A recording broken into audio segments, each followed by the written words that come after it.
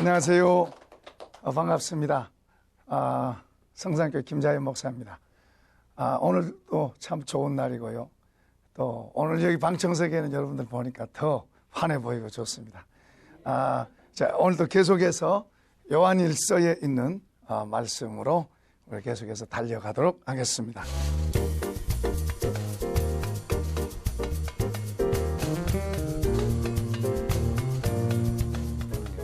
자, 이제 지난번에 우리가 7절까지 했고요.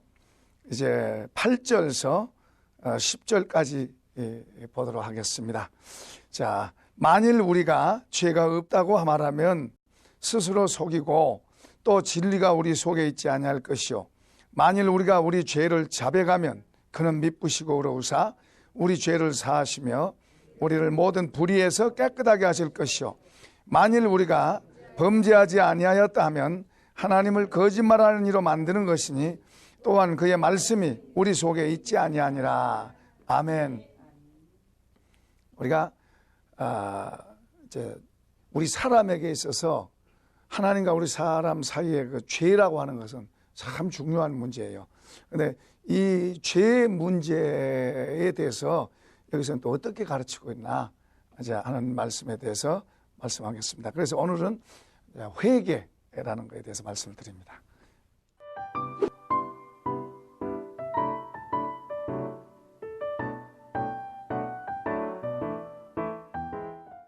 우리가 7절 한번 읽어볼까요? 지난번에 했었는데요. 7절 그가 빛 가운데 계신 같이 우리도 빛 가운데 행하면 우리가 서로 사귐이 있고 그 아들 예수의 피가 우리를 모든 죄에서 깨끗하게 하실 것이요.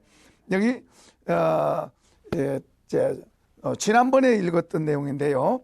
우리가 주님이 빛 가운데 계신 분이에요. 그분은 빛이에요. 그 빛 자체예요.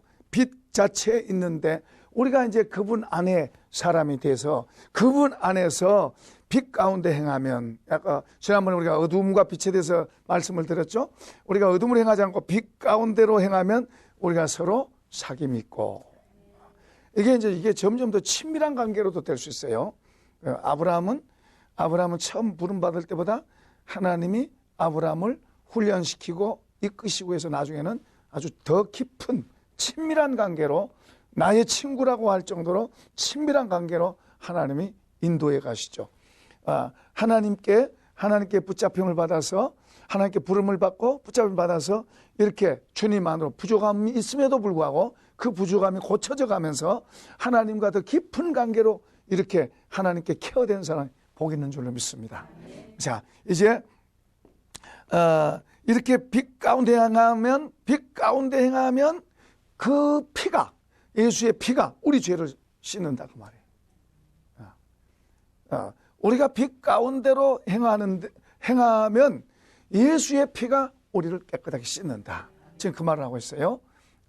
그런데 이제 어떤 사람은 그 죄를 짓고 와서 잘못했습니다. 그러고 가서 또 짓고, 잘못했습니다. 그리고 또 짓고 그래요. 또 짓고 이렇게 해도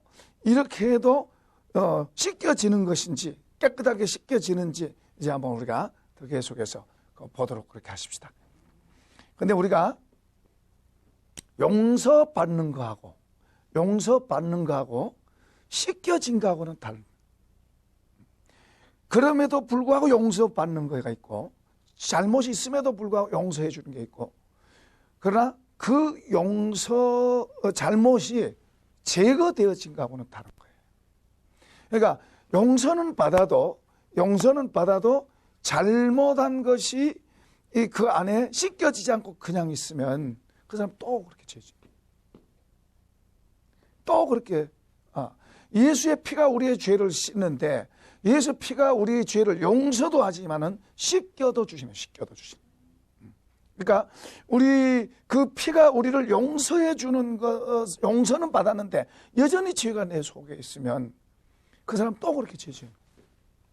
근데 그 피가 내 죄를 씻겨버리면 그게 속에 없기 때문에 그렇게 죄 안 짓는 거예요.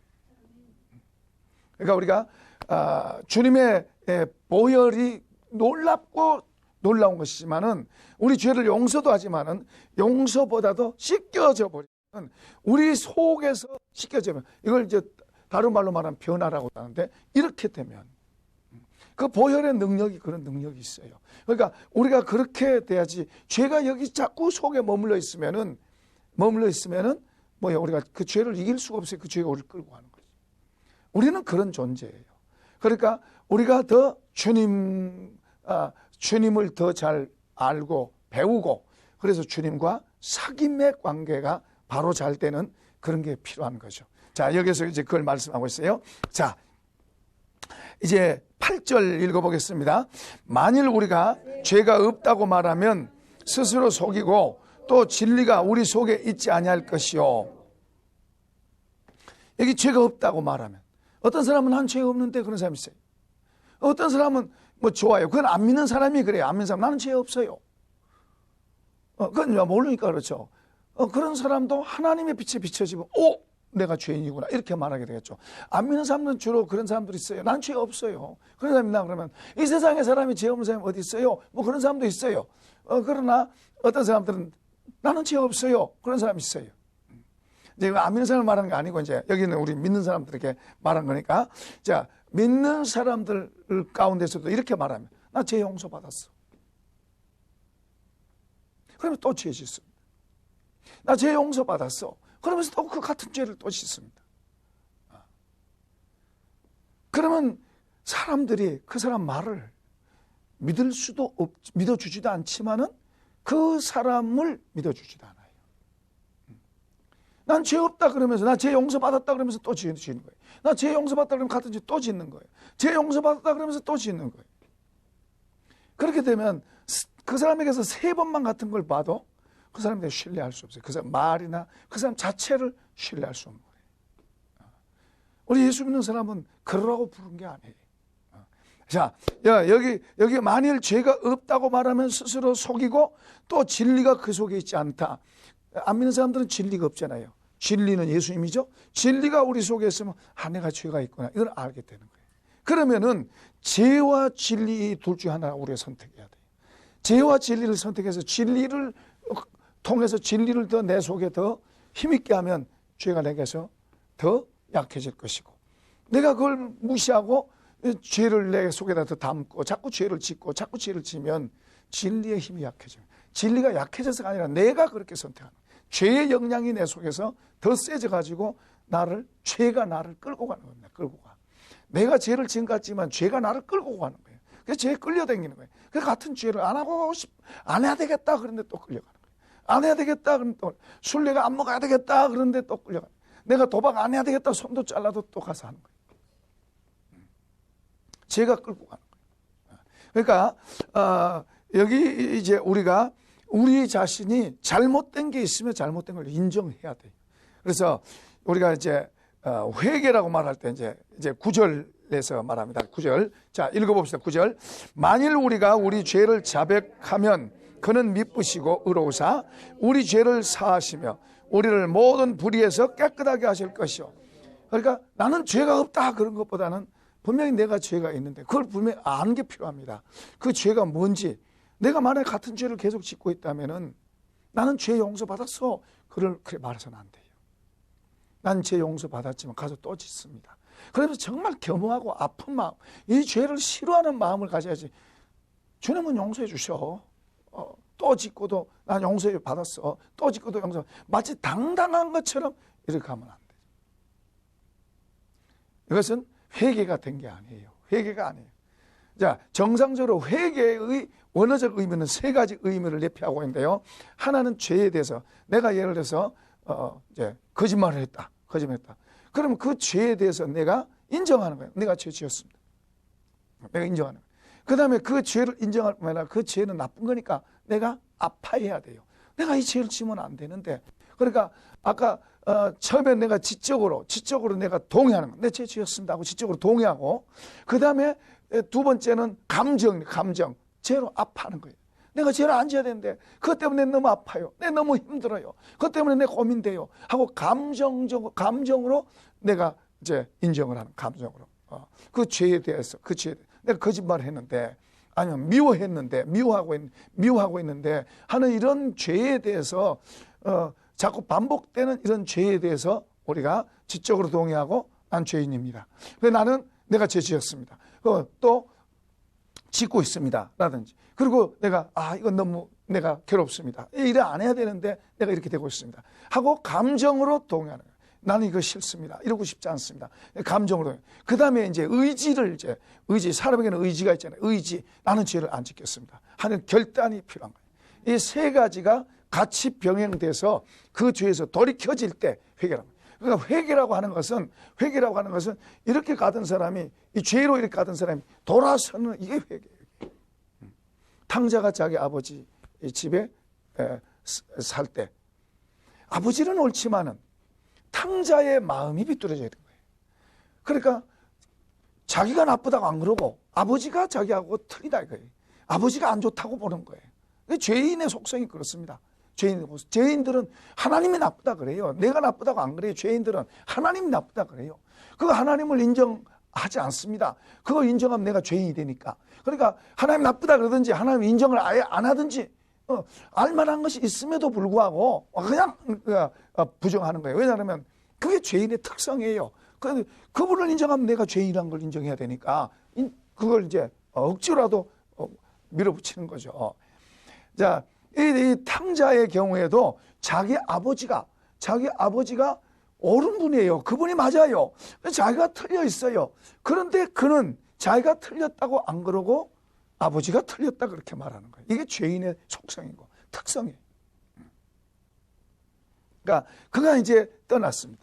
멀리 떠나서 거기에서 이제 자기 생각대로 다 했습니다.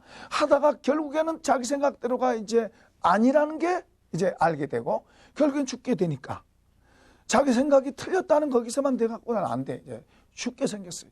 죽게 생긴 그 자리에서 그냥 버티고 있었으면 죽었어요. 뭐 이야기할 필요도 없죠. 죽게 됐는데 이제 거기에서 자기가 틀렸다는 걸 생각하고 이제 죽게 된 그 자리에서 자기 아버지를 생각해요. 아버지는 옳다. 아버지가 옳았다. 그리고 아버지 집에 가면 내가 산다. 아버지 집에 가면 내가 산다. 그러나 막상 돌아서려고 하니까 엄청난 재산 다 탕진했죠.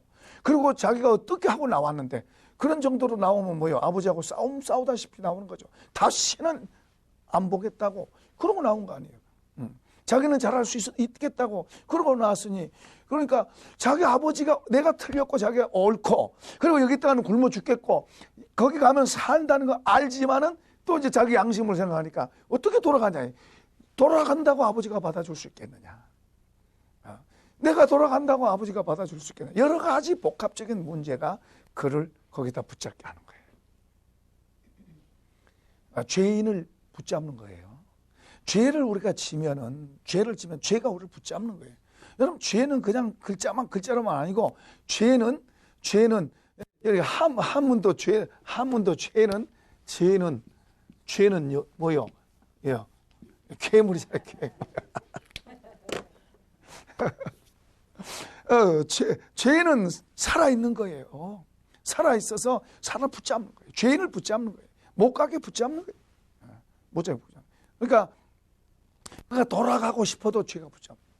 그래도 그는 결단을 하고 돌아선 거예요. 이것을 회개라고 그래요. 회개.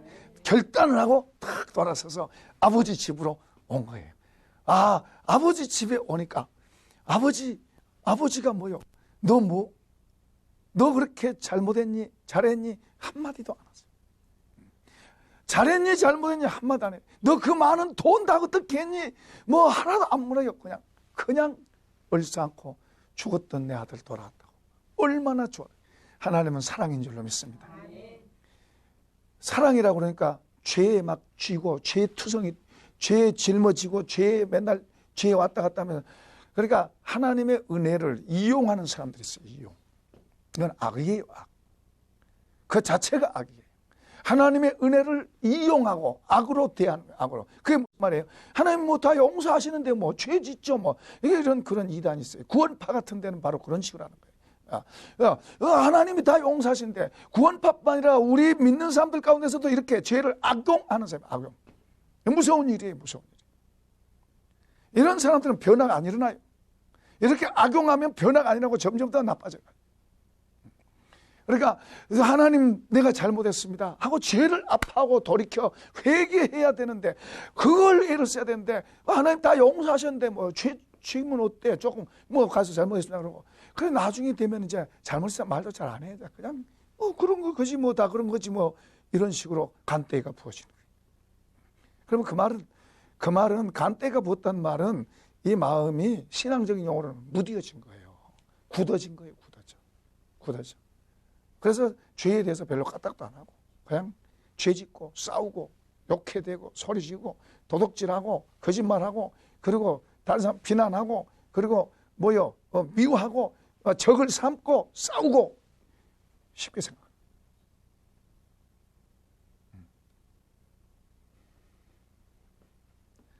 이런 지도자들 속에서 더 많이 있을 수 있어요. 우리도 마찬가지. 모든 믿는 사람들 속에서 이런 게 있을 수 있어요. 그러니까 은혜로 알고 나 같은 죄인을 구원하셨습니다 하는 이런 마음 가지고 돌이키려고 그런 마음 가져야 되는데 안 돌이키는 거예요. 돌이키려고 해봐도 안 되니까 그랬는지는 모르겠지만 그러나 안 될 수가 없죠. 바꿔줘야 될 줄로 믿습니다. 바리새인이 하나님 앞에서 기도합니다. 하나님 앞에서. 바리새인은 그 당시에 교회 지도자 역할을 하는 사람들이에요. 지도자 역할은 이제 유대인을 비유해서 예수 말씀한 것도 되지만 그것은 우리 믿는 사람들 속에도 얼마든지 그런 유의 사람들이 있을 수 있어요. 우리도 거기에 해당 안 된다고 자신하지 말고 조심하면서 나도 거기에 해당되지 않나 하면서 바리새인처럼 손을 들고 사람들 보는 데서 하나님 들으라고 보다도 사람 들으라고. 나는 일주일에 2번 금식했습니다. 나는 저 세리와 같지 않습니다. 그건 하나님 들으라고 안 해요. 하나님 들으라고 할 수 없는 게 하나님 잘 모르니까.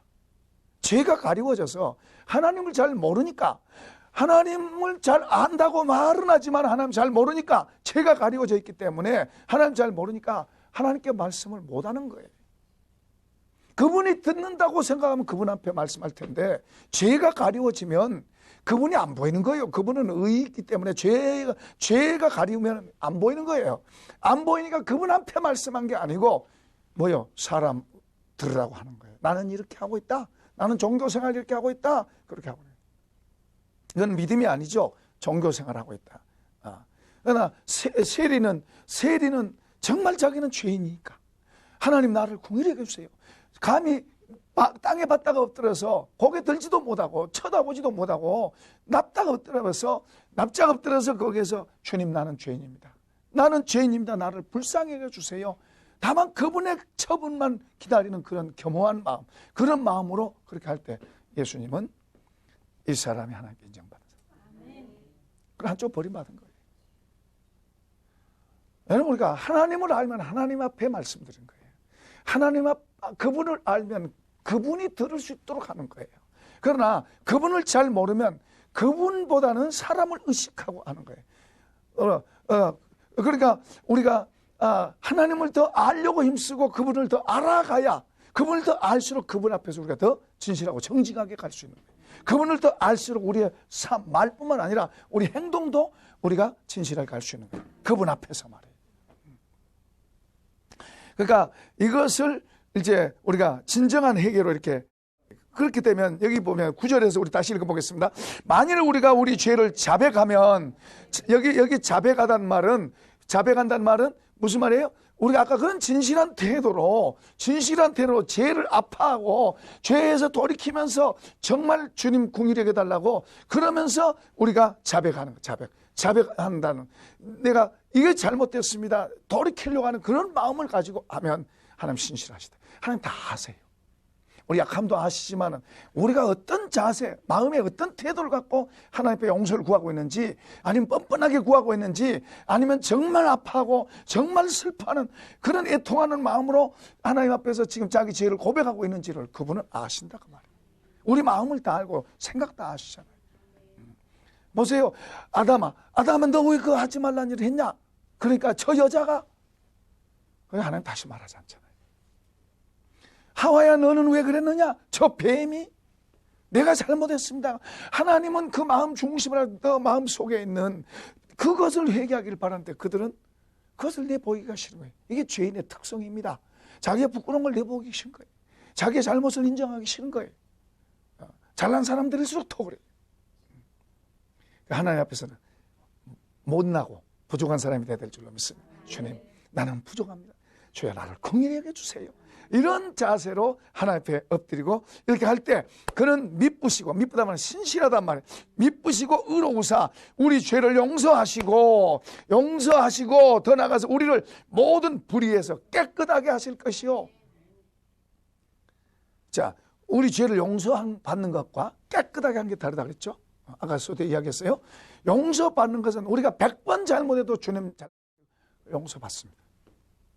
심지어는 안 믿는 사람들이 저 예수쟁이들 죄 짓고 가서 잘못했어요 그러면 용서받는데, 또 죄 짓고 가서 또 용서받는데.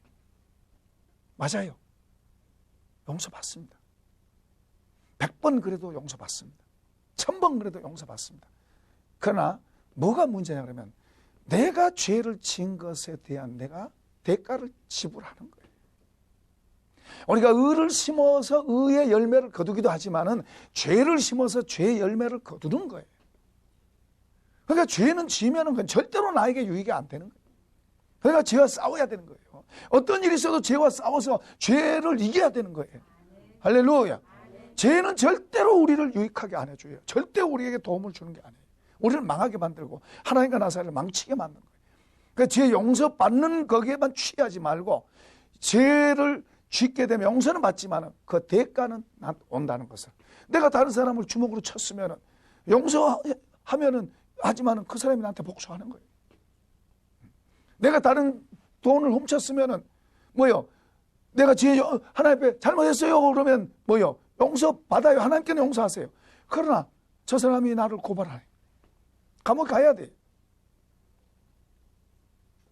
그러니까 우리가 주님 앞에서 우리가 죄를 용서받는 것을 잘 이해하고, 그러니까 죄를 용서는 받아요. 어떻든 용서는 받는 건 틀림없어요. 용서받아요. 그러나 하나님 기뻐하지 않죠. 우선 자신도 안 기쁘죠. 다른 사람이 볼 때도 그런 사람은 기뻐할 수가 없어요. 오히려 조롱거리가 되지. 자기 스스로도 그래요. 하나님이 기뻐하실 거라고 생각하세요? 내가 회개했으니까는 용서해 주면서 기뻐하다, 전혀 그렇지 않습니다. 그런데 더 나가서 우리를 모든 불의에서 깨끗하게 하실 거예요. 돌이킨 사람, 불의에서 깨끗게 한다는 말은 우리 속에 있는 죄의 뿌리들, 우리를 죄짓게 만드는 그것들까지도 주의 피로 씻겨주실 줄로 믿습니다. 할렐루야. 그럴 때 우리가 자유해지는 거예요. 이 속에 죄의 뿌리들이 없어 제거될 때 자유하게 돼요. 죄에서 자유를 얻게 하면 보혈의 능력, 주의 보혈, 이렇게 되는 거예요. 그 보혈의 능력이 우리 속에 있는 죄의 뿌리들을 제거하고 우리 속에 있는 그런 죄들을 씻어서 이제는 다시 그 죄를 또 지으려고 그러면 더 어려워지고, 그래서 우리 믿는 사람들은 죄 지는 게 더 어려워야 돼요. 하나님 말씀대로 사는 게 더 쉽고 죄 지는 게 더 어려워야 돼요. 우리가 그렇게 바뀌어야 될 줄로 믿습니다. 그런 자리로, 그런 단계로 우리가 가야 되는 거예요. 그래서 초보 신앙에서 맨날 넘어졌다 이랬다, 그것도 어렸을 때 봐주는 거지, 큰 덩치가 돼가지고도 여전히 그러고 산다면 좋아 안 하는 거예요. 사람도 좋아 안 하는 거예요. 그래서 우리는 죄라고 하는 것은 얼마나 무섭다는 걸 알고 우리가 하나님 앞에서 바로 서십시다. 그래서 우리가 그분의 그 죄에서 자유하게 될 때 우리가 하나님의 말씀과 더불어서 그분과 더 사귐 가운데로 더 깊이 들어갈 수 있게 됩니다. 이런 복이 있기를 축원합니다. 축원합니다. 축원합니다. 감사합니다, 주님.